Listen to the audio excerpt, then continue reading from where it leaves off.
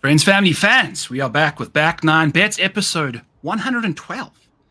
The King of the East. Not the King of the North, Kenny, the King of the East. Because old Xander Schauffele is the King of East Lake, in my opinion. But we'll have to see how that goes with the course being renovated. I know I spoke about this before getting in here. Might have to kind of get off the Xander 60%, 50% ownership if the course has changed up. Got some underdog picks. What's cooking, brother? All right, so we're doing our underdog picks for this week. I mean, like you said, who knows what we're going to see for this course? So I'm going with narratives a lot for this one. Okay. I mean, the first one I'm going to do is Scotty Scheffler lower than 5.5 birdies or better. There could be an injury. He's never really played well here at all, anyways. Outside the top 10 in strokes gained total at East Lake. Now in the past, I'm going to go less than 5 birdies for Scotty. 6 birdies is a lot, and the course is going to be playing as hard as people say it might be. I mean, 6 birdies is a lot, even for Scotty. I'm going to go Scotty less. Rory, who knows what you're going to get with Rory? But I mean, there's always a couple of holes where you have no idea why he did what he did, even when he's playing well, right? So I'm going to go Rory over 2 bogeys for this one. This is another field play. We'll just see. He's been so up and down here recently that I'm hoping for, a shitty round one or just 3 bogeys, right? He can get his 6 birdies and still shoot -3 and be all right. Now, I'm also going to go Russell Henley, lower than 2.5 bogeys are worth. This is a Byron Lindeque pick. He got me on Russell Henley for the week, so I'm going to go with something that can give me a little bit more of a multiplier. And with me going higher, 2 bogeys or worse with Rory, I'll go lower, 2.5 with Russell Henley, and it gives me a little bit of a boost to like 6.3 time multiplier. Mm-hmm. Beautiful. I am on a very similar kind of a track as you, Kenny, although I don't have any of your guys, but I like Russell safe. I like Rory volatile. I like Scotty safe as well. 6 birdies, that's a third of the freaking holes, and this course is going to play difficult. So like I said on our Fantasy Golf Degenerate show, Keegan, to me, I'm maybe if you want to bet him outright, fine, like you did, but I just don't think he's brought the form that you need. So I think he's going to shoot higher than 69 strokes. I don't think he's going to shoot 3 under. Scotty Scheffler's line is 3 under, so that's going to be tough to get to. Bezzy typically gets off to a slow start. I think he shoots level par or 70. That would push it. I think he gets off to slow starts and then kind of comes together at the end. And then JT, we've spoken about how well he plays in round 1 and how well he plays at this golf course. I'm going to take a gamble on him at under 69.5 strokes to get to 2 under par at this golf course. We've seen JT really thrive in round 1 lately. So I think those are the guys I'm going to go to. Same situation as you, Kenny, 6.3 return on our investment there. Hopefully our boys can take care of business. Anything you disagree with outside of the Keegan thing? I know that you are a Keegan guy. That's fine to me. It looks good to me. Yeah. Is there anything else you want to chat to before we get out of here? No, I'm good, man. You can go to your show. I'll watch here. I'm out of here. Thanks for having me on. We'll do this every week. Beautiful, my brother. As always, folks, this show and the Fantasy Golf Degenerate show brought to you by Underdog. Use code Mayo to get yourself up to $1,000 deposit bonus. We'll kick Kenny's ass out of here, and we'll catch you later, buddy. Thank you for jumping in. Let's get into our remaining show. We got the whole freaking shebang going on, friends. We got, it's East Lake. It's the Tour Championships. I know a lot of people like a little down, a little less hesitant to kind of get in the mix. We're going to be okay. We got this. We got the model fired up. We got some bets. We're going to play we're going to lean into some DFS this week. I think I've got some good angles, some good attack strategies. We're going to have a good one. Got some player NFL futures going forward as well. We've got some offensive rookie of the year, some defensive player of the year, some offensive player of the year. We got a whole bunch of stuff going on there. So we're going to figure it out, have ourselves a jolly good time. As always, we're going to have the chat firing up. Hit the like, hit the subscribe. We have got Anthony in the house. We've got Phil in the house. We've got Joanne in the house. What's cooking over here? And we're going to get into value plays under 7K. That's exactly what we're going to be doing on the show. I mean, we got 30 people in the field. So we're going to be speaking about pretty much everybody today. And then we've got Mark asking us here, I feel like the round score props on books are wrong. Seems like the course will play harder. Exactly. I think Kenny and I are leaning into that a little bit. I just listened to Scotty Scheffler's press conference, and he mentioned it's not the course that he's used to. It's a course that is a lot more difficult. There's certain tee boxes that they can't even use at the back because your ball coming in on approach won't even be able to hold the green from how far you would have to hit your approach shot from. So the greens are playing firm. That just means it's hard to get your ball close to the pin. And as a result of that, you can't make your birdies unless you're chipping stuff in. And as a result of that, you're going to be making bogeys because you're chipping a lot more. And when you're chipping a lot more, you can get really crappy lies. You might miss a few 6-footers, 7-footers here and there, and off we go. So that's basically what's cooking on that front. We have got ourselves a golf course that we kind of just looking for guys to have good ball striking, good long irons, and a little bit of good course history. But prior to getting on here today, I was a little more excited about playing Xander as the $11,000 golfer. I think we're going to go off of the guy. If he's going to be super high owned, I don't think at a brand new golf course that's not necessarily going to provide the same advantage from a course history perspective this week. So kind of not leaning into the chalk as much as we want to with a brand new golf course. I think embrace that volatility. Now, granted, the more difficult a golf course plays, the more it helps Xander Schauffele out. So maybe we'll have to figure something out there, but we are going to just go right ahead and tell you guys. We're going to just bet Xander Schauffele plus 250 to win this thing. He starts in the lead of everyone else except for Scotty Scheffler in this field. So we're going to sort from smallest to largest. By the way, this show is brought to you by rotoballer.com. You can use the link in the description below to get your hands on this model, which we will be using. This is a model that you can use on Google Sheets. It's got all the starting strokes. It's got starting rankings based off of starting strokes for DFS. So as you can see, like Keegan gets a massive upgrade because of where he starts at -6. But we've got other guys that are kind of taking a bit of a ding. You know, Victor Hovland, a little further down the board at -2, although he kind of ranks out as a safer option inside the top 10 there. So we've got a lot more stuff going on than you would imagine this week. We're going to kind of go with Xander Schauffele. As you can see over here, the course history for Xander has been phenomenal. Now, he's always played good golf at this golf course, but we've got finishes off since 2019 for Xander Schauffele. Second, 5th, 4th, and 2nd. So his last 5 appearances here have been top 5s. He's also finished 9th, 2nd, and 1st in his last 4. And if you go back to the Open, he won that, obviously, as his second major of the freaking year. So I think Xander's going to be looking to put his foot forward and kind of like try to get that Golfer of the Year award again. If he beats Scotty Scheffler, 2 majors and the Tour Championship seems like a really good track record. I know Scotty Scheffler's 7 wins, including a gold medal and a green jacket, is also a great argument. So he's probably looking forward to making a really good statement this week. I think Xander is definitely live to win this thing. He putts phenomenally well on Bermuda. He putts phenomenally well in general. But if you take a look at what he really gets up to, we've spoken about this before. Compared to Scotty Scheffler, when you're looking at these 200-plus metrics, Xander's pink across the board, which means he's top 5 in every department. And I think that's a very important metric this week. If you take a look at the key stats at this golf course, a lot of shots coming from 175 to 200, 200 plus. A big portion of them coming from there. Xander is no worse than top 4 in any of the metrics. Strokes gained, proximity, good shots, poor shots. Avoiding all of that stuff, hitting the good shots. We have got Xander rocking and rolling. Out of the rough, his proximities are top 5 as well. So we've got it all going on here. He's a complete golfer. He's been incredible. His weighted good shot percentage, his weighted poor shot percentages at this venue are number 1 in this field with Scotty Scheffler in it. So Xander's starting to catch old Scotty. And in fact, friends, this is the first time in Back 9 Bets history, in the Model Maniacs models, that we've had a Xander Schauffele finish number 1 in the model with Scotty Scheffler in it. We've had a few showdown moments where Xander's ball striking really ranked him higher than Scotty in showdown for like a round 2, round 3. But to start the tournament, we have not had a freaking Scotty finishing second in safety ranking to Xander Schauffele. So this is huge. You know, he's starting to catch up to Scotty. Granted, last week was a bit of a problem. Scotty woke up with a sore back. We've got a lot of that to worry about. But the only person ahead of Xander Schauffele this week is Scotty Scheffler. And Scotty has never played well at this golf course. If you take a look at his track record, I think this is the 3rd year in a row he's actually coming to defend as the guy with the least amount of strokes under.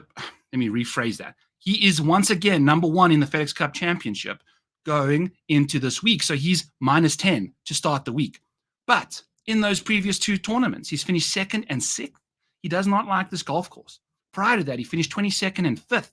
He just does not play the best golf at this golf course. So it's okay. You can't be Scotty Scheffler everywhere, although he has tried to do that. He just doesn't seem to figure it out, but maybe the golf course plays a bit more differently. That's on the betting front. So Xander to win this tournament from the front. We've got Hideki, who also withdrew with a back injury, -7. In my opinion, Keegan Bradley at -6. I mean, look at the safety and upside rankings here. 24th and 23rd, yet he's -6, sorry, in the 4th best spot on the starting strokes leaderboard to begin the week. So everyone's going to be kind of hounding in. I mean, if you're starting Xander and Keegan, you are getting chalk city this week. And I don't blame people for doing so, but I think if you're going to play Xander, you can't play Keegan in the same lineup. It's going to go crazy. So that's a little bit of DFS, a little bit of everything. We'll get into some more DFS as we go along. I do have a few more bets that I do want to chat about as we go down the board here. So that's Xander Schauffele +250. Let's pull up Sam Burns over here. Just pull up his name all alone so we know exactly what we're talking about here. And Sam Burns, 22-1, folks. 22-1 on the shadow leaderboard. This guy is the ultimate backdoor specialist the last little while. If you take a look at what Sammy has been up to the last little bit, we've got a 5th and a 2nd in his last 2 starts, a 12th at the 3M, starting to show some really good form towards the end of the year. Sam also finished 9th here in 2023, so he's got a little bit of better form coming into the week based off of what he's been up to. But if you take a look at what he gets up to, Sam always starts off slowly. Round 3, he leads the field in strokes gained in the last 12 months. So Sam thrives the further the tournament gets along. Now the round 4 stuff, a bit of a problem. He's had some run bad ones, but last week he crushed in round 4. So Sam's starting to really find his groove. He's starting to fly up the leaderboard. I love the fact that he's starting at -4. That's 4 shots behind Xander, 6 shots behind Scotty. He's going to have a carrot to chase the entire time. So I think that's where you want to find Sam. He's rated 6th for me in upside. So we're getting some really good value, I think, on the 22-1 number for old Burnsy. And I think at this price, in the form he's in a 30-man field, to have the best total score without starting strokes by the end of the week, shadow leaderboard essentially, time trial stuff. Let's see what Sam Burns can get up to. So that's kind of where we're going over there. I think Sam is a great option at $8,500. Probably wouldn't mind playing him either. So that's Sam Burns for you, 22-1 to win the shadow leaderboard. To win outright without starting strokes is what you will find it on the books for yourself over there. So that's Sam Burns. Then next up, we're going to pull up Justin Thomas at 33-1. And JT, as we just mentioned, we've got some really, really good course history for Justin Thomas because I spoke about him in the Underdog portion of the show with Kenny right away. Look at this. Justin Thomas, in his last 4 appearances here, he missed the playoffs last year, but he's finished 3rd, 2nd, 4th, and 5th. He's had incredible finishes at this venue. Now, I don't even know exactly where he started when he did finish so high up the leaderboard, but hey, it's all good in the hood. We know how well he can play at this golf course. And in fact, what I did do is just took strokes gained total at this golf course. So it's not necessarily got to do with starting position. It's round by round strokes gained. And he's 2nd in this field behind Xander. So we're going to pet him at 33-1.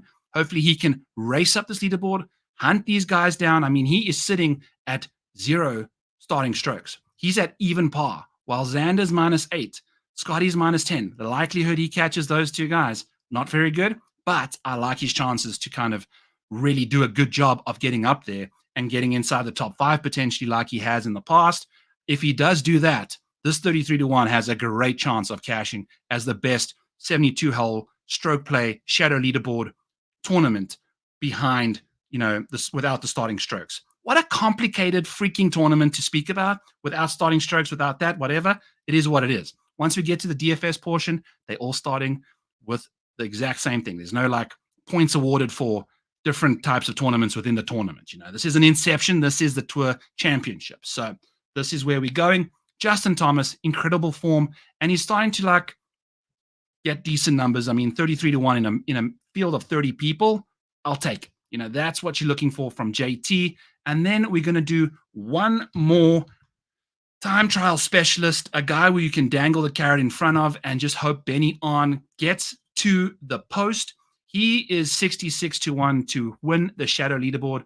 Again, -2 starting the week. So he's 6 strokes behind Xander, 8 strokes behind Scotty. Not necessarily, no course history at this venue for old Benny On. He hasn't made it to the Tour Championship, so he's had himself a hell of a year. Tons of top 10 finishes. He almost won the Sony Open. We like what Benny On's been up to. The form lately has been a bit of a concern, like he's middle of the pack. But as we mentioned, why we like Xander so much is almost for the same reasons we like Benny On. If you take a look at Benny On's weighted strokes gain and stuff, it's middle of the pack, 23rd, 22nd. Hits a lot more green in regulations from further out. But when you're taking a look at strokes gain from 150 to 200, Benny has been incredible. He's 7th in the field from that 175 to 200 range, from 150 to 200. He avoids the bad shots, he hits a lot of good ones, and then he hits tons of good shots from 200 plus. Now, the strokes gain numbers are middle of the pack again there. It is what it is, but we know how good of a long iron player Benny On can be when he's firing it up. I think he's going to fire the hell up this week and see what's going on when we're going over there. And I see some comments in here asking what is offering Shadow leaderboard bets. Are we asking about books? Or are we asking about what the concept is?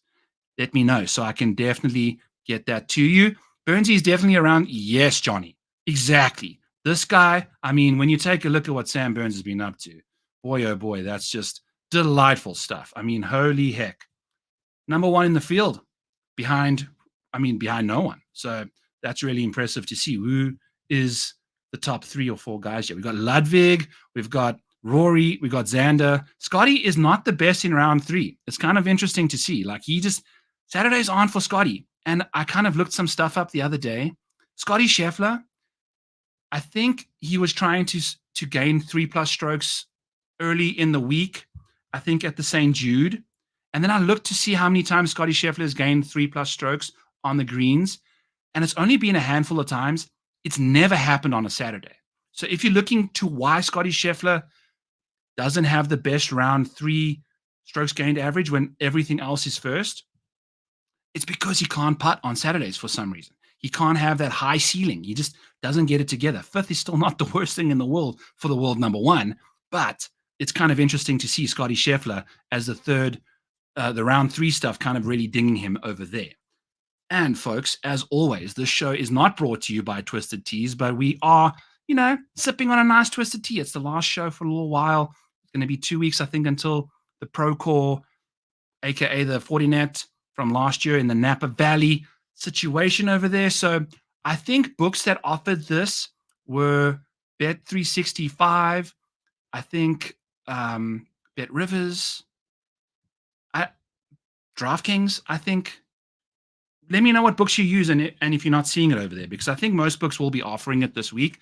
I don't know. I think I went to Bet365 or Bet Rivers for the 2 of them there. So I think that's definitely where you can find that.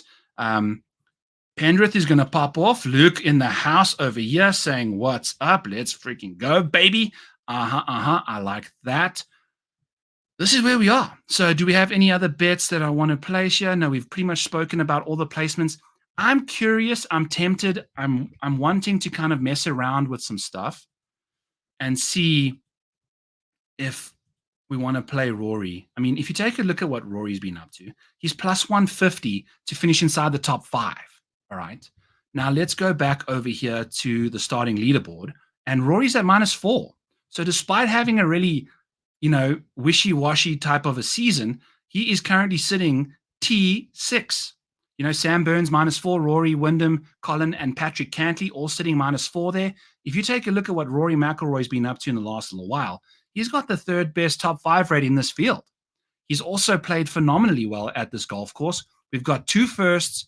We've also got a 3rd first somewhere else earlier before 2019. He's won this thing 3 times. If he wins it a 4th time, that'll be more than Tiger Woods, which is always fun for Rory to kind of hang over Tiger's head because, you want to have one over the big cat every now and then. So I think Rory sitting right over here in this freaking T6 hole, we're getting plus 150 for a guy to go back to a golf course where he's found a lot of success at. We can see what he can get up to when he does this again.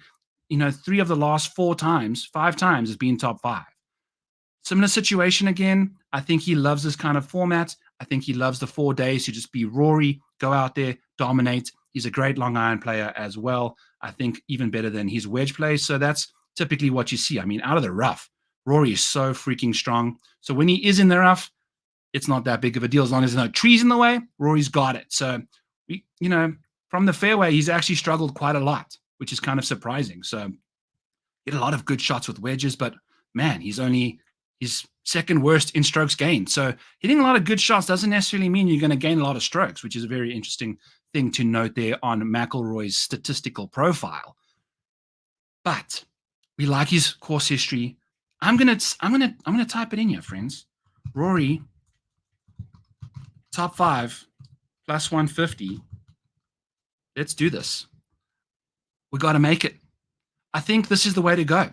I think plus 150 for Rory at a very, very palatable number, at a very fair situation. I mean, his starting rank is 4th for me. I love that. We've seen what he can do in the top 5 market. It's the only market he's been profitable in the last little while. So give me some Rory McIlroy, top 5 action, plus 150. Let's get in the mix there with him. We can't really get into the shadow leaderboard with him because the odds are too shitty. You don't know if he's going to win the shadow leaderboard. Anyone can do that, but I have a feeling he's going to finish inside the top 5 once the week is over at plus 150 for Rory McIlroy. Beautiful, beautiful stuff over there. Let's dive into some DFS stuff. Bring the questions. We're going to also do a little bit of historical kind of stuff. Let me pull up my betting odds data over here. I'm going to put this bad boy up.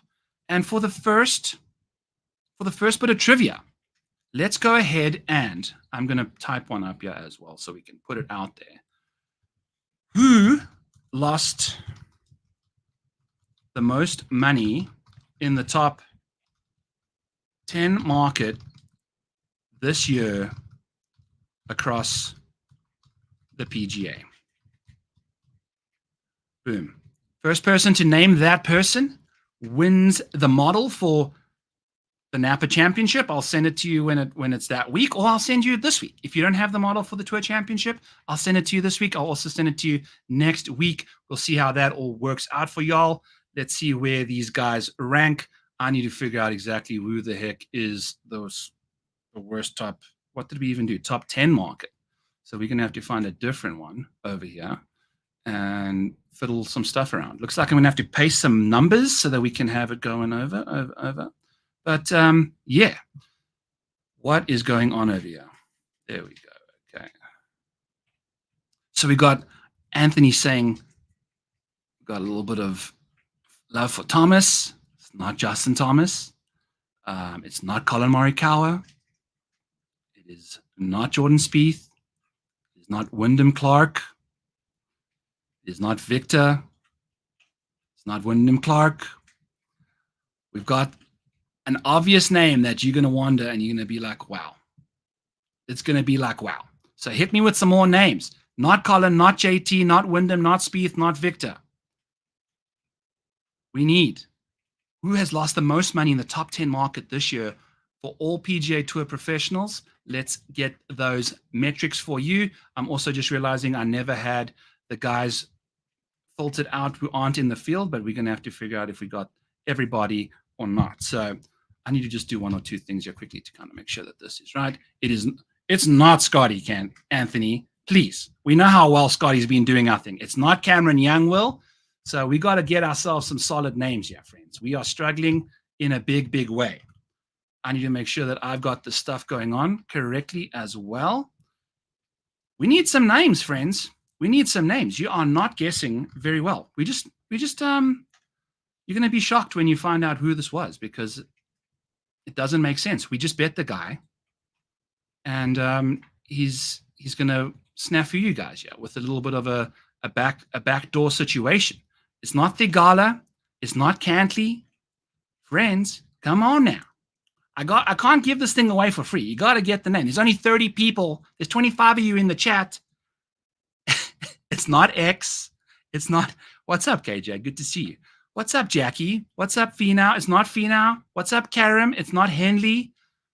Oh, you guys are going to wonder what on earth we are doing over here. It's not Finau. It's not Sungjae Im. Guys. Oh, shoot. There we go. Okay, someone actually answered it correct a little bit ago. Boom. KJ, my main man. It is Rory McIlroy. Take a look at what old Rory's been up to the last little while. It's not been the best stuff. Rory McIlroy, for the top 10 market, has lost you $707 if you're looking to win $100 every time you're betting old Rory. So, KJ, I'll send you the model in the DMs over there. You're about to start guessing live, guys. Yeah, it is Rory McIlroy, friends. Some people that don't believe this. Hey, these are the metrics in the thing here, you know.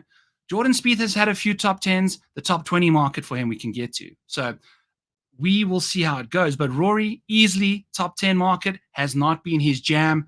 He's been diabolically bad over there. This has been for 2024. We have in our numbers for the last 12 months. So it's a different situation. But this year in 2024, Rory has lost an exceptional amount of money in the top 10 market. Next worst options are Victor Hovland, Max Homa, Siwoo Kim, who has not had a top 5 this year, and then Tom Kim. So we've got 2 guys on the President's Cup team over here, potentially another one. I don't think Max makes the team. Who the heck knows? But we have got some diabolically bad options in the top 10 market. Then we can go over, and I'll get rid of KJ's situation over there. Let's get rid of this banner. And we can filter out, let's see who's, we know exactly who's crushed the top 10 market. It's Scotty Scheffler, duh. So we've got that going for Scotty. Then Xander is next. Billy Horschel, third in top $10 return to you, betting to win $100 every single time. He is sitting third. Robert McIntyre in the 4-hole at $288. And then Wyndham Clark, a close 5th, ahead of Andrew Novak, of all people. So $267 earned by Wyndham Clark in the top 10 market is the 5th best. Robert McIntyre in 4th, Billy Horschel in 3rd, and then Xander and Scotty at the top. We'll go to the top 5 market as well, and then we're jumping around here a bit, but it's going to be the same situation. Some new names, though. This is the fun thing. Like, these guys have different profiles. Scotty and Xander, top 5, 1 and 2, as always. Colin Morikawa, despite losing $51 in the top 10 market, when he finishes inside the top 5, he finishes inside the top 5, baby. And he's 3rd most profitable top 5 bet, despite the top 10 number. So when he pops, he pops. He goes all the way up there. And that's good to see. So old Colin Morikawa has been very consistent. He's won a ton of money in the top 20 market for you as well, which is good to see there. But he's 3rd. Mathieu Pavon, with his early barrage of high odds bets, he's sitting in the 4th spot. And then Jake Knapp sitting in the 5th spot, just ahead of Russell Henley, who, by the way, Russell Henley, look at these metrics. You know, outside of the top 20 side of things, he's had a bit of volatility, but he pops hard. And it's good to see old Russell Henley really kind of finding his market at the top of the odds boards. You know, top 10, top 5s are where Russell Henley thrives, not so much the top 20 side of things. So Scotty Scheffler, Xander Schauffele, Colin Morikawa, Mathieu Pavon, and Jake Knapp are your top 5 in top 5 bets. They've returned you the most money this year. The funny thing is, Colin Morikawa and Mathieu Pavon can't even earn as much as Scotty Scheffler has all on his own. So he's been incredible. We've been on the Scotty Scheffler top 5 market. We kind of sucked it up last week, but hey, he was injured, we think. Then on the top 5 side of things, we've got Max Homa sitting number 1 for the most money lost, $304, looking to bet to win 100 every single time. Then Jordan Spieth sitting in 2nd. Corey Connors tied with Siwoo Kim. Neither of them, by the way, had any top 5s in 2024. They made it all the way to the BMW Championship without a top 5. That's incredible. It shows in their top 20 market, you know, a little bit more better over there, less dark red compared to everybody else, which kind of shows you, look, they were very consistent along with the top 10 side of things for Corey. But Siwoo, Corey Connors, no top fives, and they would have lost you $271. And then Eric Cole, $246, lost in the top five market this year, ahead of Tommy Fleetwood in the sixth spot, with Keith Mitchell sitting $223 in the hole in the seventh spot. And the funny thing about Keith Mitchell is he lost you $223 in the top five markets, but would have returned you $443 profit in the top 20 side of things. That's incredible to me as well. So I think it's really interesting to see how these guys profile out differently every time you're trying to bet these dudes. And we were betting Keith Mitchell heavily in the top 20 market despite his lack of upside. I mean, he hardly ever finished inside the top 10, hardly ever inside the top 5. I don't think he either had a top 5 finish either. So tough stuff for old Killer Keith. And then we're going to go to the worst top 20 market over here. And that will also include Rory McIlroy, largely because when he has a good week, he plays well. As you can see in the top 5 side of things, he really, really pops hard. And I'll move over to our model quickly just to kind of validate that for you. If we go and take a look at what Rory's been up to. Now, this is for the last 12 months, not the year, okay? So don't get all freaked out when the numbers don't match up, because they're not going to, obviously. But if you take a look at what Rory's situation is, every time he finishes inside the top 5 or inside the top 10, it's also a top 5 finish. A 38% top 10 rate and a 38% top 5 rate. So when he has high ceiling weeks, he has those high ceiling weeks. The top 20 rate is not even double his top 5 rate, which most other people do have. You know, like you can see at least close to half for most of these guys. You're going to see a double top 20 rate on your top 5 rate. Rory is not even remotely close. So he's a very high upside option with a ridiculously low floor. And as a result, he's lost you $1,356 in the top 20 market. You know, tough scenes there, because as you could see there, it's not the best top 20 rate. When he plays badly, he plays very badly. So 1,356 lost over there. Spieth in the same situation, $1,314 lost in the top 20 market, with Victor, Tom Kim, and Minwoo Lee not far behind. Well, actually, quite significantly far behind, $400 behind them. You know, those Spieth and Rory were disgustingly bad. Brooksy himself was also very bad. I mean, look, only played 4 times this year and lost you $471 in the top 20 market. So he never quite showed up to form this year either. There's Max Homer, Nikolai Højgaard, Keegan Bradley, having lost you significant amount of money in the top 20 market, is sitting 4th in the FedEx Cup playoffs going into the week. Isn't that just funny to see? And then to round out the top 20 market here, we're going to take a look at some options in the top 20 here. Scotty Scheffler, Xander Schauffele has gained more than Scotty Scheffler. This is the first market that's been true. Scotty fell out of the top 20 after last week's performance. You know, in a 50-man field, your odds are going to be really short. That's going to do that to you. So he lost probably a decent chunk of cash when his odds are probably minus 500 for a top 20. He probably laid $500 and lost that. So tough scenes for Scotty. Colin Morikawa in the top 20 there. Aaron Rai continually finding himself inside the top 20. And then the only market that Tony Finau gained money in this year, and he cashed it for us last week at minus 180, is the top 20 market. So Tony Finau, top 5, top 10 win market, he's lost you money all across the board, but he has very much so provided you a decent return in your top 20 side of things. So Tony Finau, one of the better consistent golfers on tour, winning you $507 in the top 20 market, betting to win 100 every time he tees it up. So kind of interesting to see he lost money in the other markets. Kind of finds his comfort zone there in the top 20 to T11 range for old Big Tony. And then from a winning perspective, who has won us the most money in the outright market? Scotty Scheffler sitting number 1 with 7 W's this year. He's won you $428 only, which is crazy to think. If you're betting to win $100 on Scotty Scheffler to win tournaments, that's the least profitable market for you. All the other markets for Scotty Scheffler have returned more money. Top 5, a bit more. The top 20, a lot more. On the top 10 market, significantly more too. So, you know, sometimes betting outrights isn't necessarily the way that you want to kind of attack these things. And that's what gives me some consolation when looking at how terrible my outright track record has been this year. It's fine. We've been betting Scotty Scheffler for these top fives. There's other ways to make money betting if you find you're not the best at a specific market. So that's what's going on there. Robert McIntyre with the 2 Ws, the Scottish and the RBC Canadian. Not a single win on US soil yet for Big Mac, but hey, he's got 2 PGA Tour wins in Canada and Scotland. So congrats to him. Hideki Matsuyama won the Genesis, then won the FedEx St. Jude. Congrats to him. Grayson Murray, hey man, still on the leaderboard here.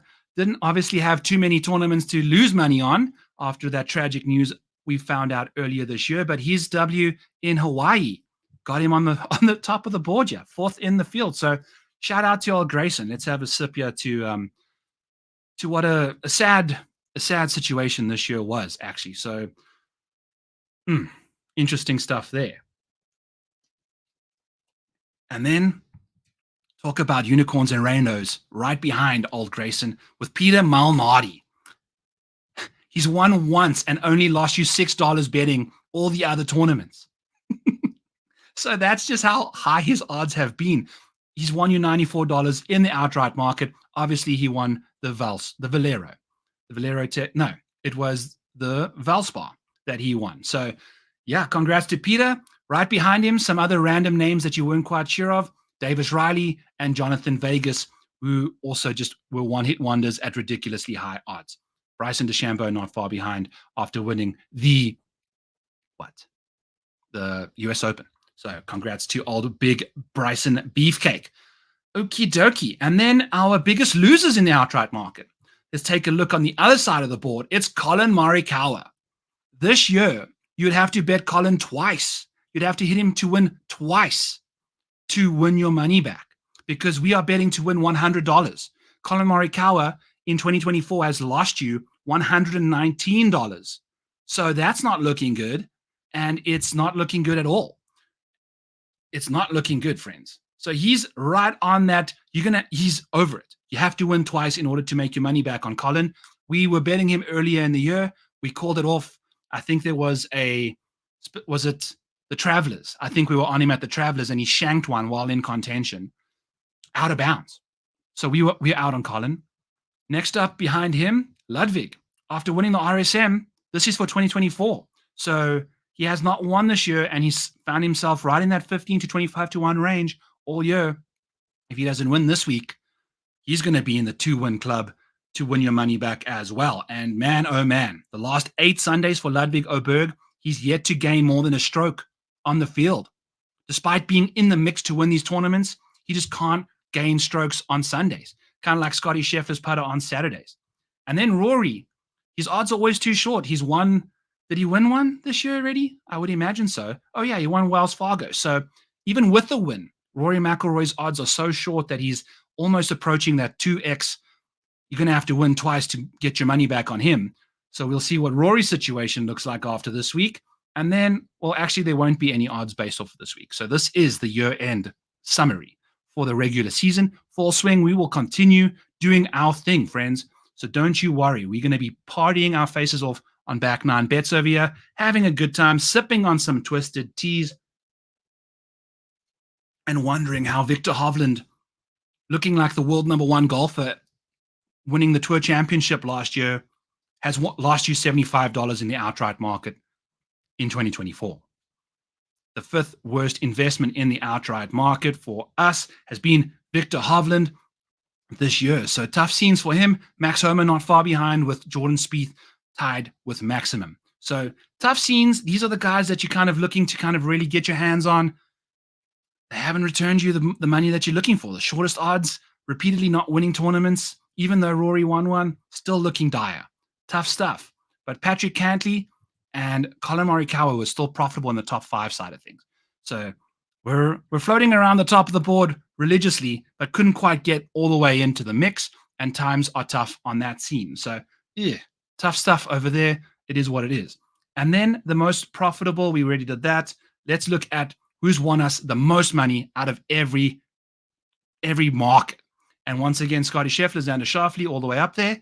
But Aaron Rai, if you've been looking to bet on a golfer every single market, every single time he tees it up, Aaron Rai would have been the third most profitable golfer you could have found this year in 2024. He returned you. And now the hilarious thing is, look at Scotty and Xander. They've returned basically $5,000 total, $5,000 total in winnings across the different markets. If we want to find $5,000 total, we have got to click seven more names. So basically the top 10, 3rd through 9, you need in order to match what these two have won on their own. Incredible seasons by both of them. Incredible consistency. Even with the worst odds in the fields, they were still crushing these markets. So it's incredible to see how these returns have come back over here. It's really, really fun to see. But Aaron Rai, if we're not looking at Scotty and Xander, almost won you $1,000 across the board trying to win 100 in every market. So he's got a top 10, top 20 market. Aaron Rai was absolutely crushing. Turned over $1,000 in that department. And then obviously had that win at the Wyndham. So good for him over there. Bobby Mack, most of his heavy lifting came from the top 10, top 20, and win market. The consistency there for old Bobby, not necessarily the greatest, but hey, you know, those 2 W's, they come in handy. So he's 4th in the field or this year based off of every market you could have bet him in, which is incredible. For Bobby Mack and Aaron Rai to be the 3rd and 4th most profitable, the most returned dollars this year is incredible. It's really, really wild to see. And then Mathieu Pavon, despite just, look at this. I actually even have his thing up because I was looking to bet him. This is what Mathieu Pavon's recent form looks like. We got the US Open top 5 out of nowhere. But prior to that, we haven't had a top 10 finish since the Porsche Singapore Classic, which isn't even a PGA Tour event. So it was the AT&T Pebble Beach. His odds are just so crap that you kind of just managed to get it along the line. And here we are, sitting as the 5th most profitable option. Billy Horschel, despite losing money in the win market and the top 5 market, is 6th because his top 20s and top 10s, blue collar Billy, just getting it done, grinding away. Top 10s, top 20s to return you a casual $714. So interesting to see over there. Luke Clanton, $640 as well as an amateur. Too bad. The funny thing is, if you were betting on Luke Clanton this year, you won $640 more than he did because he is an amateur, and none of those results resulted in him pocketing any money. So tough scenes for old Clanton. That's the situation you find yourselves in when betting him. And then Andrew Novak with the top 20s and top 10s. Guy had a great start to the year. So a fun little kind of happy go round situation there. I thought it would be fun to kind of recap this stuff. And then we're going to dive into some NFL player futures. But also, before we do that, we got Johnny saying, I never caught your show before, but just wanted to say this is good. Do you also do DFS show and stuff, or mostly just outright? You know, I like to do placements, Johnny, a lot more. Let's get into some DFS. We'll do the futures next after this. Let's cater to some DFS needs. Yeah, we've got all the DFS stuff you could ever wish for, my friend. So we can do that just for you. Let's pull up our start adjusted DFS rankings because you can get that in the model over at rotoballer.com. Use code MANIAC, 10% off. I've got an upside versus starting rankings deficit. So as you can see, Hideki Matsuyama, I don't necessarily have graded out as the best option this week. He's 8th and 11th for me, but because of his starting position, he gets bumped up to 5th. So the upside versus starting rank is a 6-point difference. And before we even do that, we can just do one of these things where we're going to take a look at some guys that are really impacted by these starting positions. So Hideki Matsuyama's got a 6-spot jump. And remember, 6 spots in a 30-man field, that's a 20% increase just based off of that. So interesting to see that from Hideki's side of things. And then Keegan Bradley, obviously a 9-spot jump from 23rd all the way to 14. You know, DFS has him ranked 8th. We've got him ranked adjusted for the starting ranks 14th. So there's like a six ranking difference over there. So Keegan to me is going to be very popular. If you take a look at what he's been up to, it's not been very good. Outside of who saw this coming? I don't think Keegan even saw it coming. We've got Keegan's last 9 tournaments that have been on the PGA Tour schedule. 39th, miscut at the Open Championship, 46th at the 3M, playing in the Wyndham to finish 22nd, and then 59th at the St. Jude. There were 70 people playing. Finished 11th last. There might have been a few WD, so 10th last. And then goes and wins the BMW Championship. And then he's $8,700. I mean, what are we doing here? So I'm just going to tell you guys right now, I'm out. Mark Cuban, for that reason, I'm out. Now, his approach numbers are amazing. Congrats on that. But his overall grade is ass. He's not done it. He's been poor this year. It's not been good at all. I mean, look at the betting markets. We've lost all that money, all that stuff like we've spoken about. If you take a look at his strokes gained total for the year, he's 29th in the field in strokes gained total. I mean, he was barely the last person into the he was the last person into the BMW Championship. So the strokes gained total do not match up to his actual rankings. Let's hide this, get that out of the way. We're not betting anymore. But yeah, like look at Keegan's rankings here. We've got him graded before strokes gained total and starting strokes 24th and 23rd for safety and upside. So we're out on Keegan Bradley. Some guys that are negatively impacted by their starting strokes. Justin Thomas, massive decrease because he's starting at even par. So he's 10 strokes behind Scotty Scheffler, 8 strokes behind Xander. He sees a 4-position decrease in ranking based off of his starting strokes because there are a little bit of finishing position points associated with this tournament. So if you're 10 strokes behind first, that 30 points is basically non-existent to you. There's no real chance you're going to win this thing. You're going to have to make so many birdies to get up to the top of the leaderboard. It's going to be tough to see. So we're going to just kind of share that out with you guys, see where we can find some names that we find some value in and go from there. So some other names that see a 3-position drop, Tommy Fleetwood, Victor Hovland, Russell Henley, who I'm a big fan of this week, by the way. And then Tom Hoagie as well, sitting at even par. So we'll see what these guys get up to, but we've got Henley ranked 17th, drops him down to 20th, but I'm a fan of Henley in a big way. He's been playing some really solid golf. If you take a look at his recent form, it's been a little iffy the last little while, actually. You know, prior to this, we had some really impressive performances. The Open Championship, he finished 5th, so that was good to see from him. And I think at the US Open, he also finished top 10 too. So it was impressive major performances from old Henley the last little while. He's $7,400 all the way down there. And look at old Henley, 2nd in round 4 scoring. So this guy's going to show up on Sundays. I think he's a definite round 4 candidate for you there. Finished 14th at the Tour Championship here last year, which is middle of the pack. So that's what you're getting from old Russell Henley. So these are our guys that see some massive.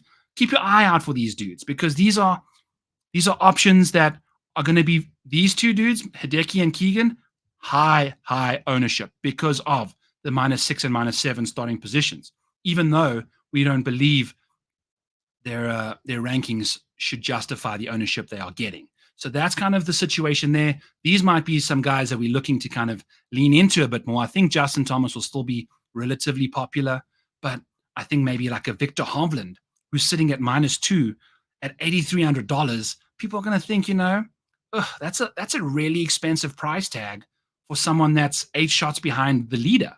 Now, we've seen Victor Hovland go absolutely nuclear, so we can see what goes on there. You know, we like what Victor's been doing. His DFS points over the last little while, we know how bad his golf has been, but he just about won the FedEx St. Jude. So we know that he can win at the Tour Champs at East Lake. Phoebe agrees. She thinks that Victor Hovland's got a shot, a barking dog shot, and we've got him ranked as 9th in our model for safety, which is kind of interesting how badly he's been playing. So Victor Hovland is a definite consideration for us. I think if you see a background like this that's not purely black, it means it's a DFS play for us. So that's where we're going with Victor. We are also going to be looking to play some Sam Burns as well. He's on the card for us too. So let's take a breath. Let's take a breather. Let's Phoebe bark and take a peek back at the chat over here. Karen asking us here, how do you plan to navigate the price versus ownership dynamic? Okay, so I basically spoke about this. Yes, exactly. So this is, if you guys play Oh boy. It's frozen. It's okay. We'll let that freeze in the background. What I'm going to tell you guys, if you didn't listen to the Fantasy Golf Degenerate show, this is essentially a glorified round 4 showdown slate. We've got these starting positions, and you've seen how these ownership metrics get heavily skewed to the guys at the top of the board because people want comfort. They want security. They want to know that I'm betting on a guy that's at the top, and even if he plays poorly, he's still going to get those finishing position points. That's what we're looking for in a big way. I'm going to shut this thing down and try and open it up again because it's not working for me, but that's okay. But yes, how are we going to handle that? Round 4 showdown. You get this beautiful thing where the less owned guys are going to be at the bottom of the leaderboard, and then they're going to be low owned. And if you can find someone that races up that board, makes tons and tons of birdies, he's low owned, he's going to make all those birdies and find himself in a position at the end of the tournament that's giving you those finishing position points because of the birdies. So you're like double dipping and really taking advantage of what these guys can offer you. So I'm excited to kind of really lean into a few guys. It looks like it has been my entire Excel that's not working. So that's not ideal. I can't even click into a single box right now. So give me 2 seconds, folks. While we're doing that, we are going to jump into a few NFL futures just so that I can have some time to reset all of this stuff. What a disaster. Okay, so in the meantime, while this all goes on behind the scenes, let's bring up some NFL futures. Okay, we're going to get back to the DFS side of things. Phoebe's back in the house. We don't have the Phoebe cam up yet, but hey, that's okay. My first guy is Brian Thomas Jr. on the Jacksonville Jags. He was one of the top 4 rookies that was drafted this year, and he's just kind of forgotten about in Jacksonville. So tough scenes for old B-Rob, B-Tomp, but he's 50-1. Caleb Williams is about a coin flip away from winning Rookie of the Year, which I understand, but we are looking for a guy that's one of the best. What is going on here? We're looking for a guy that can provide us value. He's one of the top 4 options as a draft candidate, and he's 50-1 to win the offensive rookie. Marvin Harrison on the Arizona Cardinals, I think he's like 15-1, all of that jazz. Brian Thompson could be the number 1 receiver on the Jacksonville Jaguars. We have Trevor Lawrence throwing to him. So if things work out and how he's been playing in training camp translates to the regular season, we're in good shape. And excuse me while I'm just getting very confused here. I have to close out multiple Excel spreadsheets this week because this is what the computer's telling me to do. So we're going to actually land up probably even bringing up the actual online model. Apologies, folks. I hate when I get confused like this and when the computer does, it's just irritating. It is just really, really irritating. It gets me out of my groove. Now I got to go and open up new freaking things, and that's just not my favorite thing. So just bear with me. We're about back. We're about back, baby. So Brian Thompson, how many times am I going to say that? Brian Robinson Jr. is also for the Washington Commanders. But hey, so you got Brian Thomas there. I think he's got incredible upside. He's probably one of the best offensive rookies this year. His odds are quadruple what the other 3 guys were. We've got Malik Neighbors we have on the Giants. We got the Jags playing against a bunch of scrubs in that AFC South division. He's going to be scoring some serious points. So I think at 50-1, it's a very fair option, when Caleb Williams is a coin flip to win this thing. If he struggles, you don't often see freaking rookies just light it up. You got to be a generational talent. Even Trevor Lawrence showed up, didn't quite get it done. If you're taking a look at what Caleb was up to in the preseason, he was balling out, but he was scrambling behind that offensive line. And I'll tell you what, when you scramble behind your O-line, you get jumpy, you start seeing ghosts. And he's going to have to do that for 17 consecutive weeks. And I just think the offensive line is not good enough for Caleb Williams out there. And I think the defense is going to be good enough to kind of keep them in low-scoring games, whereas I think Jacksonville is going to be really firing up the offense over there. So that's Brian Thompson Jr., 50-1 to win Offensive Rookie of the Year. The next Offensive Player of the Year is Breece Hall. Let's bring up Breece because I wanted to show you Breece's stats. Now, Christian McCaffrey last year, folks, Okay, here's old Brees. Look at him, a mean mugging son of a gun. So Christian McCaffrey, let's actually take a look at his stats. Last year, he carried the ball for 1,500 yards, basically, and received it for 550. So he basically netted 2,000 all-purpose yards and won Offensive Player of the Year as a running back for the San Francisco 49ers. So that's what Christian McCaffrey's deal was. If we take a look at what Brees Hall did last year, we're going to go back over to his regular season stats. He rushed for 1,000 yards and had 1,600 all-purpose yards. Down the stretch, he was ridiculous. I mean, look at these yardages here. Some seriously crazy numbers. He started getting over his ACL injury. He started doing his thing, and he was on pace. And that was with Zach Wilson. It was with, I don't even know the other quarterbacks who are on my own team. I can't even tell you. It's terrible supporting cast. Now, this man right over here. Look at him. Look at this beautiful human. A person, I've lost it now. Where is it? There we go. Look at old Aaron over here. The old father time doing his thing. This is going to be our quarterback. We've got Aaron Rodgers lining Brees Hall up in the slot. We've got Garrett Wilson, and that's it. Alan Lazard, yeah, you're doing what you thing. We've got Xavier Gibson. We've got Malachi Corley. Those aren't the greatest second receiver options. I think Brees could have 1,000-yard receiving year because we've got Braylon Allen, big old zero over here, who can do most of the rushing out the backfield. And then Brees we might do like a two running back sets where Brees lines up in the slot. Garrett lines up on the X, and off we go. So I think Brees can have a year similar to Christian McCaffrey at 15-1. We need to get close to 2,000 all-purpose yards. In last year's offense, he got to 1,500 off a freaking knee surgery. He ruptured an ACL, and it came back and had 1,500 total purpose yards. So Brees at 15-1 for Offensive Player of the Year. It usually goes to a non-quarterback. Brees is going to catch. He's going to run. He's going to be in an offense that has to deal with Garrett Wilson. I think he's going to have a fantastic year. I've been drafting him heavily, and I mean heavily in best ball. So I think I love it. I love Brees Hall. 15-1 to be Offensive Player of the Year. Let's freaking go. As you can see there, I mean, the stats are very similar to what Christian McCaffrey was getting up to when he did win it. So just 500 yards off, but totally different offenses. So that's what's going on over there. And then we're going to go to Garrett Wilson for over 90.5 catches. If we take a look at what Garrett got up to, last year he had 95 receptions. Let me zoom in a little bit over here. 95 receptions last year for old G-Dub. You're getting minus 125 for over 90 catches.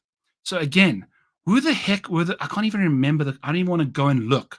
But Garrett Wilson, this incredible talent, had 95 catches in an offense that was run by Nathaniel Hackett, who doesn't know how to call plays. It was run, pass. It was scripted. It was predictable. We had terrible quarterbacks throwing the ball to him, and he still managed to do it. So I think we see maybe a few less targets this year. Maybe the targets remain the same. But, I mean, look at this conversion rate. I mean, we're going to see the quality of targets be ridiculously better for Garrett this year. So I think if he has less receptions than he did last year, we've got all sorts of stuff going. Scotty Scheffler just randomly playing out of nowhere. Fun times going on another laptop over there. So Scotty needs to stay in his interview room and let us be on back nine bets over here. I had so many tabs up, I didn't even know where the hell that noise was coming from. So we found it. But he has Garrett, over 90.5 catches, minus 125. Let's freaking go. I think he has himself a banner year. He would be in the Offensive Player of the Year category for me, but we're not going to quite get there because it is what it is. We got Brees in that department. I think he's going to have the best year of the two.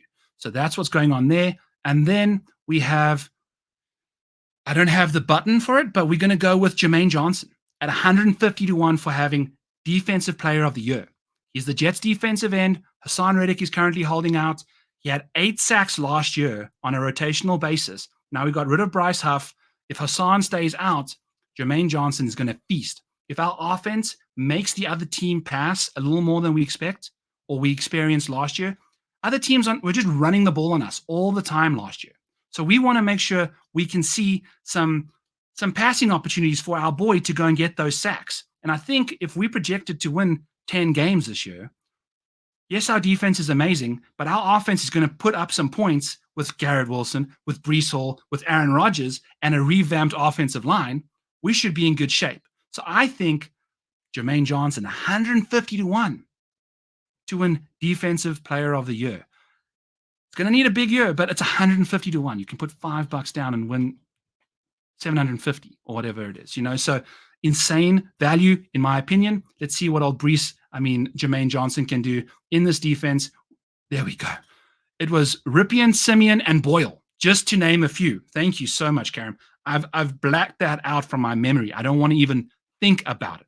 What's up, Shotlike? How are you, my friend? Thank you for tuning in. All right, let's see if the model is back up and running. It was crapping out on me earlier, so we had to restart all the stuff. We're back, baby. Let's go. Okay. Some DFS stuff here. Let's do this. So, Scotty Scheffler, I think I'm going to lean into it. I think the new format, the new course, I think everyone's going to be going to Xander. You can't play them both easily. It's a $50,000 salary and you're going to be clamping up 23 grand in two guys. That's half your salary right there. So tough scenes. I think everyone's going to be playing Xander because of the course history. We bet him to win the tournament because of the course history. Scotty Scheffler at calm courses has played phenomenally. So I think we have to go back to Scotty at 12-2. I think he's an option. I'm going to change this background from Xander from the dark color to black, and we're going to actually tee up Scotty over here with the background nicely there. I think that's where we want to go. Scotty Scheffler, these guys Scotty has generated a ton of points off of his salary even. Salary per point, dollar per point, they are two of the better options in the top here, quite easily. So even at 12-2, he's the same amount of dollars per point as Xander, based off of this year's points. So it's really good to see from Scotty. Let's see what he can do. We know how good of a golfer he is. I think he's a great option he likely will be 2/3, half, 3/4 the ownership that Xander's going to be, which is significant in a 30-man field. And I think at his price point, people are not going to necessarily want to go to him. So we'll see what we do with that. I'm in the mood to play Scotty and leave these other two alone. Like we said, we're done with Lindeque as well. The withdraw, the starting position, even though he doesn't grade out the best in the model, I'm not for that. So who I am interested in is then these guys, because we got Ludwig over here sitting 4th in safety, 3rd in upside, and even after the starting points have been adjusted, he's still 3rd. So we've seen what this guy can do. I like the fact that he's going to have to chase these guys down. He's 5 strokes behind. Those are going to be 5 additional birdies or 5 less bogeys. Those are going to be the points that you're going to be harvesting off of a guy that can still finish second and outscore the winner. That's what's going to happen this week is guys that finish second could potentially outscore the winner because of the amount of birdies they make, the lack of birdies the winner made because of his starting position. So it's going to be interesting to see how this all unfolds. I think Ludwig at a golf course like this suits it perfectly. We've got tons and tons of greens in regulation for old Luddy. He makes a great living putting. We've got, strokes gained. They get pretty good once you get out of this wedge range, which you're not going to see too many of this week. So I think Ludwig is going to really enjoy having all of these strokes coming from 150 and out, where we're starting to see much better results as well. So we like what we're seeing from him. 5th and 7th in strokes gained from 150 to 200 and 200 out. So Ludwig Ober will be in our DFS player pool for sure. Maybe the second guy in after Scotty, and then it'll be tough to kind of figure out the rest. But if you want to lean Ludwig and Rory to start your tournament lineups, then we're looking good. I don't mind that at all. If you take a look at old Rory's situation, we've spoken about him multiple times. We're going to bet him top 5. We think his track record at this venue is perfect. It's the reason we're fading Xander is because the track record is not going to be exactly the same as it was with the new course renovations and things. But hey, we're going to go with it. We're going to see what happens. Let's see what these guys can do. We like Rory and Ludwig as the 2 guys in the 9K and Scotty as the one option above $10,000.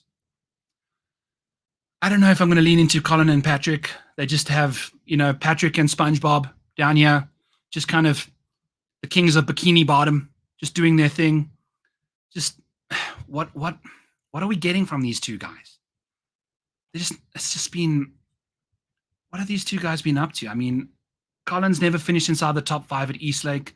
Cantley's won it a few times, but never finished inside the top 5 outside of that in the last 5 years. Colin hasn't finished inside the top 20 in any of his last 5 starts, which have been no-cut events. 70-man field, he finished 22nd. 50-man field, he finished 28th. At the Olympics with 60 people, he finished 24th. That was after a decent performance at the Open Championship. He made the first cut after winning it 3 years ago. He missed 2 cuts after that as champion golfer of the year. Finally showed up, finished 16th. So it really hasn't been good for Colin over the last little while. So I think I'm out on him. The track record here has not been the greatest. If we take a look at his strokes gained total, it's 15th. It's not going to give us what we're looking for there. So we're out on these guys. I'm out on Keegan, as I mentioned. I don't mind Sam Burns. He grades out phenomenally well. We're going to eat some ownership. If we're not playing Xander, you can go to ownership somewhere else. Quite fine. And by the way, folks, if you have any sort of start-sit questions, hit them up in the chat here. Hit the like button, subscribe, tell your friends, tell your family, tell your ex-girlfriends all about this stuff. I need the love, the full swing. The full swing. And I'm looking at you, and I'm looking at you. We need some love because it's football season now. I'm going to be doing content all fall through the football season. Yes, some of the football stuff's going to come into the show a little bit because why not? But the views, the clicks, they all disappear. Once the tour champion, basically once the regular season's done, it's a ghost town. So I need you guys to be solid followers, subscribers. I need you to stick with me through the year. Tell your friends. I need to keep growing this thing so that when 2025 shows up, we have the best year ever. So I appreciate that little tangent over there. Just kind of begging you guys to stay with me through the fall. And we're going to go to Sam Burns, baby. Burns, baby, burn. Let's see what he can do for us. I think I'm a big fan. I love how he grades out from a starting perspective. From an upside perspective, he jumps an extra spot. We're getting good value on his DFS price versus the rest of our rankings. So I'm in on Sam Burns in a big way. I think Victor Hovland as well. We're starting to see some really poor upside metrics from him there. But, I mean, we're getting a top 10 ranking for Victor in the safety market, and he's ranked 10th. So I don't think people will be going back to him after a poor performance at the BMW, right? We bet him to win the freaking BMW, finish middle of the pack. Not the best situation after the second at the St. Jude. We kind of saw that coming. He just does his thing. He shows up. He doesn't. He does what he wants. Who the heck knows what Victor Hovland's going to do? But at $8,300, I don't mind going to him when everyone, I think, is going to be heavily on Keegan. Look at the dollar per point you're going to be paying for Keegan Bradley, 131. That may be one of the highest. Yeah, it is the highest. Hideki and Keegan this year. Now, granted, Hideki's started trending a bit better lately, obviously with a win or two, but we aren't seeing the results we're looking for here. I mean, Keegan is the most expensive person, DFS point per dollar, and we're going to all be chasing this at $8,700 because he gets a few extra strokes on some people. A quick 3 birdie stretch, that's 20, whatever the amount of points that is, that changes it all up quite quickly. Bobby Mack, even at $6,600, he's very volatile. So he doesn't bring you what you're looking for all the time. Adam Scott's been iffy here. Ludwig as well. Rory, some guys that are all at the bottom. These are the value guys, Karam. We've got Tom Hoagie, Aaron Rye, Pavan, but that's a lot to do with early in the year. Sahith as well. I don't know if I'm a fan. He's never really played the best. I think I'm going to lean into JT at the bottom here at $6,800 as well. I love how he grades out. I think he's going to be popular, but I think, once again, we are not going to be playing Xander Schauffele, so it gives us an option to play some other chalkier options in the field. So that's basically what we're trying to find over here, and I might even pull up historical ownership at the Tour Championship just to see what the stuff all looks like so we can really figure that out. But I think I have to start with X just to save that $1,200, and he's been unflappable, then slot Burnsy in the 2 spot. It makes sense, Johnny. It does. But you know what I'm saying? Like that, if you look at it this way, Last week, we had 7 guys inside the top $10,000 range. $10,000 and above, we had 7 dudes. This week, we've got 3. You know what I'm saying? We only lost 20 golfers, and now we've got 4 guys missing from this range. So it means that the pricing is a little easier. I don't think you have to really lean into. I mean, look at this. It jumps so quickly from the 9 to the 8s. I mean, we got the 7K range on the same screen over here. You know what I'm saying? It's like super close. So we've got Tony Finau, Wyndham Clark, Adam Scott. All these guys have been, I mean, maybe not so much Tony, but Adam Scott, Wyndham Clark, Sam Burns, Victor Hovland, $8,500 or less. They've all been floating around the top of the board. We've got 5th place finish, 2nd place finish, 7th place finish, 2nd place finish from these guys. If some of them show the form that they've been producing, these are $9,000 golfers in a bigger field. So you don't have to stress about that $1,200. I think this is a weird week. You got to get your mind around the pricing. You got to get your mind around the ownership and kind of just figure out how everyone else is going to play and how you can play in a similar way, but being different to everyone else too. So, you know what I'm saying? The dollar per point, we're looking at this. It's the same as Xander. Now that you got to just find some other dollar per points, maybe, you know, like Tony. I think he's super affordable. He's never really played the best golf here, but he's ball striking the absolute bejesus out of it right now. So I think, you know, just looking at his stuff, I mean, look at these long irons. If this golf course has been lengthened a touch, if we know how high Tony Finau can hit the golf ball. Guys with high apexes this week going to be incredibly advantageous because these greens are firm as fuck. So we're going to have to make sure that you can land it softly. And Tony, I mean, take a look at this guy's stats from 200 plus. It's ridiculously good. So we can see Tony Finau getting down to business, doing the gritty, doing the Dougie over in East Lake. I mean, look at these. Grant me. Weighted green irregulation rates. Tony Finau leads this field. The putting has been the issue. And I think that's been semi-rectified the last little while. There's 30 people in the field. He's the 27th worst putter. Let's actually bring up Tony Finau's most recent track record and see. I think the putter has figured itself out. So we can kind of maybe expect some better things. Lost a bunch of strokes at the BMW Championship. But prior to that, we saw Tony grab the 5-finger death punch grip, you know, where you grab it all the way like a duck. You know, like he's been balling out. The putter's been great. So let's see what this guy can get up to. I think we don't have to worry about 1 week out in Colorado. You know, maybe it wasn't what Tony's in the mood for. So I don't mind Tony Finau at all as an option at $7,700. He's a very affordable points per dollar. I think he's got decent course history here. The ball striking is exactly what we're looking for. Maybe we get a bit more love on the putting front and see what happens. So we'll see what he can do. I'm in the fan of Tony Finau's camp. We need this. Look at that top 20 rates. I mean, holy shit, you know. Now, does a smaller field change up his upside a little bit? Maybe. But I'm a fan. We'll see what he can get up to. Let's see. Adam Scott at $7,900. You know, I don't know. I don't know if I'm a fan of him this week. He did it for us last week. We were a big fan of Adam Scott last week. And now this week, not quite the same. He's been ramped up the leaderboard a little bit after a decent performance last week. We'll see what he can do. So these are some 8K, high 7K options. I'm out on Tommy Fleetwood. I mean, if you take a look at the ball striking for the year, top 6, it's 16th in the field, but it's all putter for Tommy Fleetwood. I mean, he's the best putter in this field. That's incredible. I would never have believed that.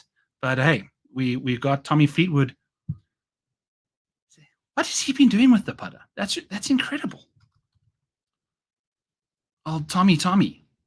Yeah, I mean, he's been solid all year. So second at the Olympics, 5th at the BMW. He's starting to get into some form. The ball striking has also found its groove. I mean, we had some really bad starts to the year, so I think that's probably holding him back a touch. But the ball striking's been great. What's Tommy Fleetwood been up to at this golf course? I just never get him right. Yeah. I don't know. He's showing some form, I guess. If you're in the mood for Tommy Fleetwood and you like to play him, that's the way to go. I would say that's where you want to be. And then some other names. I don't know if I'm going to go to Sungjae. I do like Russell Henley a lot. I think Russell Henley, give him something to chase down. He's 8 shots behind Scotty. Let's go. I think he's an option for me as well. Granted, the recent form, like we were looking at, it's been a little rough. It's been a little rough. Whereas Billy Horschel's shown us a bit more love lately. I think I'm going to be going to Billy. We've seen what Billy gets up to. He got some decent course history here. He's played here many, many times. So I like Billy Horschel. He's figuring his stuff out. He's playing some solid golf. If you take a look at Billy's recent forms, 2nd at the Open Championship, 7th at the Wyndham, 10th at the St. Jude, and then sucked it up a bit at the BMW last week. So if we can get anything better than that, we're looking good in the hood for old Billy. And as always, we'll be going to Benny On, playing at the Tour Championship for the first time in the last 5 years, potentially the first time in his career. We can get some upside from Benny On. Like earlier in the year, he showed us some love, top 5 rate of 14%. So it's there.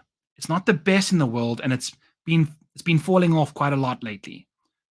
But the long irons, the mid irons, if he can just find some putting form, again, these guys are going to be struggling to kind of keep their ball on the greens because of how hard they are. I think guys that have power, that have distance, typically hit the ball higher in the air anyway, and I think that'll help significantly. So Benny On is going to find himself on our player pool for DFS. And then I don't want anything to do with Akshay. He seems broken. He seems lost and forlorn. I mean, we have got some bottle of the barrel performances the last little while. And then out of nowhere, you get a 6th and a 4th. So that's what you get from this guy. So keep an eye on some ownership. Maybe if he's low owned because of the poor form, you can go to the guy.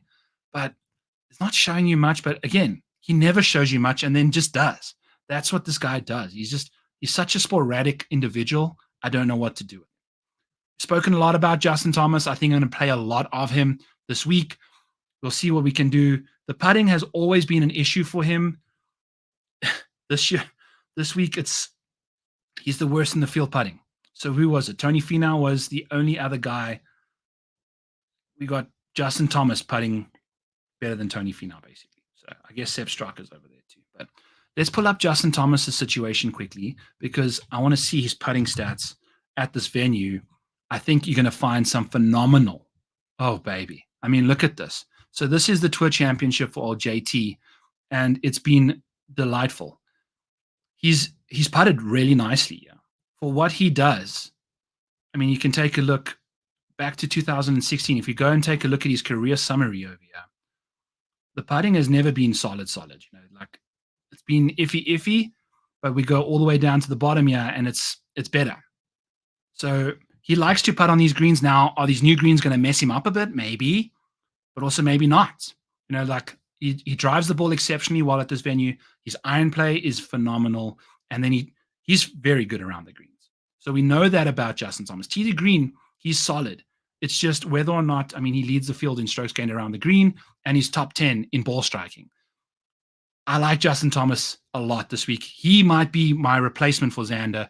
I think he's popular, but I think the starting strokes is going to inhibit his ownership significantly.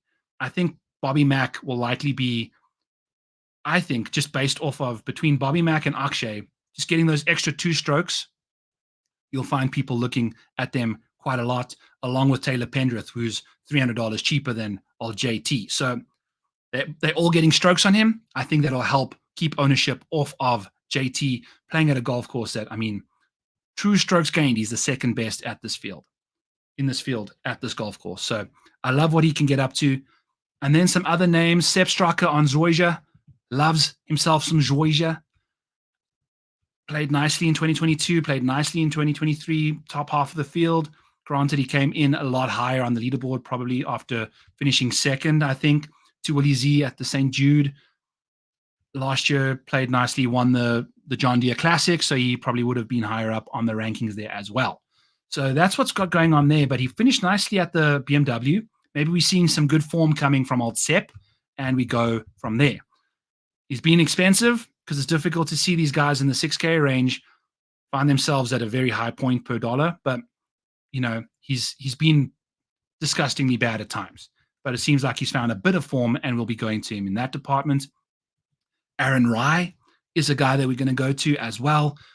I think giving him the opportunity to start in last place is exactly what he wants, because he's been really struggling. If you take a look at Aaron Rye's situation, oh boy, it's like all the finishes have been really. What is up with this? Let's get this out of the way. Why is it doing that? Okay, there we go. All right, so let's take a look at Aaron Rye's top end finishes. Let's go with top 10s. We won the Wyndham Championship, not a signature event field. Then we finished 4th at the Genesis Scottish Open. I think I did some homework. That's the only big boy field that we have a top 5 in. John Deere Classic, top 10, finished 7th. The John Deere Classic. The Rocket Mortgage Classic. Anytime there's a classic after a name, you're going to get classic Aaron Rye. Finished 2nd at the Rocket Mortgage. Top 20 at the US Open, congrats. CJ Cup was his next top 10. Finished 4th. The CJ Cup. The one that KH Lee was back-to-back champions at. Oh, the CJ Cup. You know. Then the Texas Children's Open. 7th.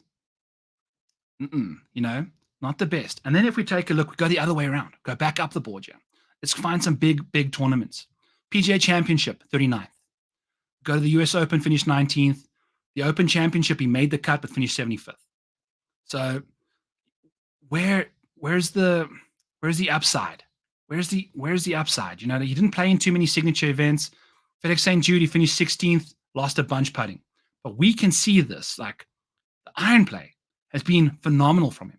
Maybe the BMW Championship wasn't the easiest place to continue your iron play because of the altitude and the elevation changes and stuff. Maybe we see this bounce back at a very normal kind of a venue for Aaron Rye.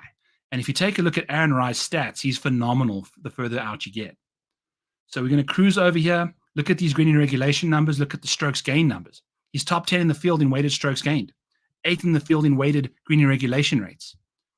Nothing really pops inside the top 10 from inside 150.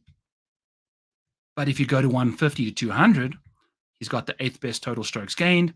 If we go to the poor shots from 150 to 200, he's got the 8th best numbers there. And then it gets a little worse again, further out, 200 plus, it's kind of like the wedge ranges. But where Aaron Rye is phenomenal is out of the rough. Out of the rough from 150 and out, he's the 6th best strokes gainer in this field. And if we go to key stats here, the driving accuracy at this golf course is 4% less than the PGA Tour average. I can pull this up a little better for us here. We've got a 4% decrease in driving accuracy compared to Tour average, where they hit it about 60% of the time. We're only seeing about a 56% of the time this week.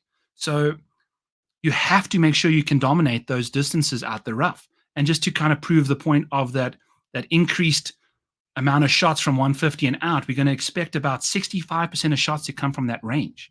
Look at how many come from 200 to 225, 7% more than normal. So a lot to be desired on those long, lengthy iron shots. So we really want to kind of zone in on those metrics. And Aaron Rye is phenomenal out the rough, and he's pretty darn good from 150 to 200. We'll figure it out from over here. So that's our second last dude. And then Tom Hoge is one of the best long iron players. That's $6,100. So if we can kind of glom on to what Tom Hoge is capable of on approach, we can see what he can do for us. He's the second best good shot number. We've got the 4th best total strokes gained for Tom Hoge. That's good to see. But then we get to the putting, 23rd around the green, 28th. It's not ideal. But what Tom Hoge showed us a little bit of at the BMW Championship, he finished 13th. It's been a long time since we've seen a good finish from Tom Hoge. Maybe he's found a bit of form. We know how Tom Hoge likes to gamble. So maybe now that there's a lot of money on the line, he's in the mood. And in 2022, he finished 10th at this golf course. So he knows how to play around here. Whether or not it's the same venue this week, we don't know. But we're starting to see a bit of love from Tom Hoge. So he might be one of the guys. I mean, he might be the cheapest dollar per point in this field. In fact, he is. So there we go. And I'll get my face out of the way here so you guys can take a nice quick peek at the best dollar per DFS points earned this week. Tom Hoge, Aaron Rye, Batu Pavan, Sahith Theegala, Justin Thomas, Bezzy, and Chris Kirk. I'm a fan of Hoagie, Rye, and JT in that range. Let's see what they can do for us. Let's have ourselves a week. Let's go, baby. Let's go. I noticed I've still got this thing in my ear. I'm not even speaking to anybody. That's okay. I'm speaking to you guys because you guys are amazing. That's going to be it for me, friends. 2 weeks, we'll be back. And we're going to be at Montreal.